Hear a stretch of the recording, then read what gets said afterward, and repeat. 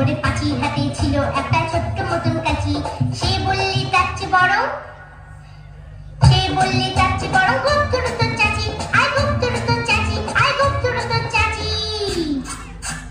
যেই না গেল গোপ চাচতে সেই বড় মৌমাছি, যেই না গেল গোপ চাচতে সেই বড় মৌমাছি।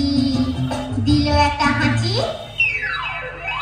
উঠে উঠে উঠে উঠে উঠে উঠে তখন পাঁচি গিয়ে বলল রাঁচি, রাঁচিতে গিয়ে বলল পাঁচি মরণ হলেই বাঁচি। ভালো হয়েছে।